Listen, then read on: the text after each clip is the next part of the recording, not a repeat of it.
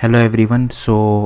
During Google I/O, Google announced a bunch of Kotlin multi-platform announcements. So let's go through it. So Google I/O and KotlinConf brings a series of announcements on Android's Kotlin and Kotlin multi-platform efforts. Here's to watch out for announcements from Google I/O 2025 Jetpack libraries.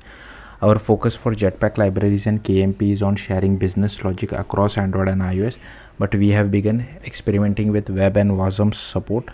We are adding KMP support for Jetpack libraries. Last year we started with Room, Data Store and Collection, which are now available in stable release, and recently we have added View Model, Save State and Paging. The levels of support that our Jetpack libraries guarantee for each platform have been categorized into 3 tiers, with the top tier being for Android, iOS and JVM. Tool improvements: we are developing new tools to help you start using KMP in your app. With the KMP new module template in Android Studio Meerkat, you can add a new module to an existing app and share code to iOS and other supported KMP platforms. In addition to KMP enhancement, Android Studio now supports Kotlin K2 mode for Android specific features requiring language support such as Live Edit, Compose Preview and many more. How Google is using KMP: last year Google Workspace began experimenting with KMP, and this is now running in production in the Google Docs app on iOS. The app's runtime performance is on par or better than before.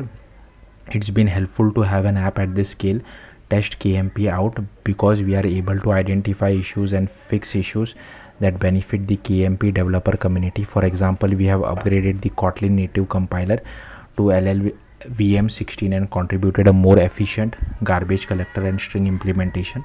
We are also bringing the static analyzer power of Android Lint to Kotlin targets and ensuring a unified Gradle DSL for both AGP and KGP to improve the plugin management experience. New guidance: we are providing comprehensive guidance in the form of 2 new code labs, getting started with Kotlin multi-platform and migrating your Room database to KMP to help you get from standalone Android and iOS apps to shared business logic. Kotlin improvements: Kotlin symbol processing is a stable to better support new Kotlin language features and deliver better performance. It's easier to integrate with build system, is thread safe and has better support for debugging annotation processors. In contrast to KSP1, KSP2 has much better compatibility across different Kotlin versions. The rewritten command line interface has also become significantly easier to use, as it is now standalone program instead of compiler plugin. KotlinConf 2025.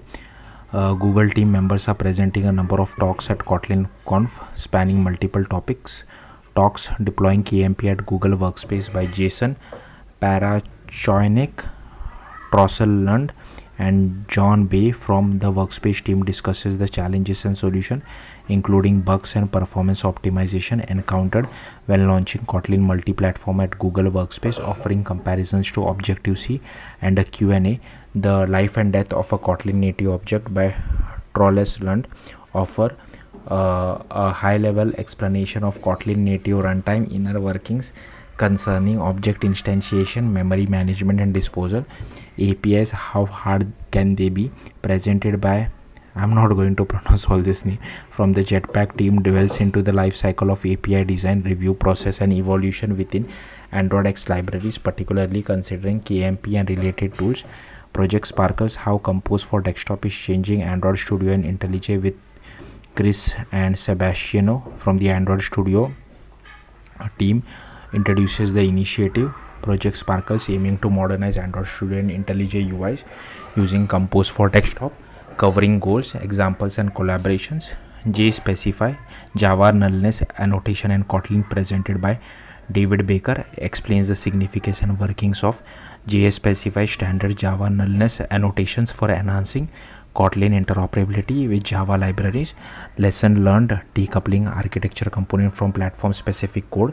Features Jeremy Woods and Marcelo Galhardo from Jetpack team sharing insights from the Android team on decoupling core components like save states and system back from platform specifics to create common APIs. KotlinConf closing panel, a regular staple of the conference, returns featuring Jeffrey as Google's representative on the panel. Live workshop: if you are at KotlinConf in person, We will have guided live workshop with our new code labs from above.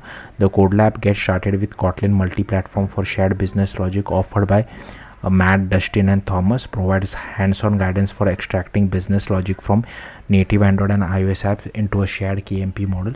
The code lab migrating room to room KMP, also led by Matt and Dustin. Thomas demonstrate the process of migrating an existing room database implementation to room KMP within a shared model. We love engaging with the Kotlin community. If you are attending KotlinConf, we hope you get a chance to check out our booth with opportunities to chat with our engineers, get your questions answered, and learn more about how you can leverage Kotlin and KMP. Learn more about Kotlin Multiplatform. To learn more about KMP and start sharing your business logic across platform, check out the documentation and sample. So yeah, that's it. Thanks. Bye.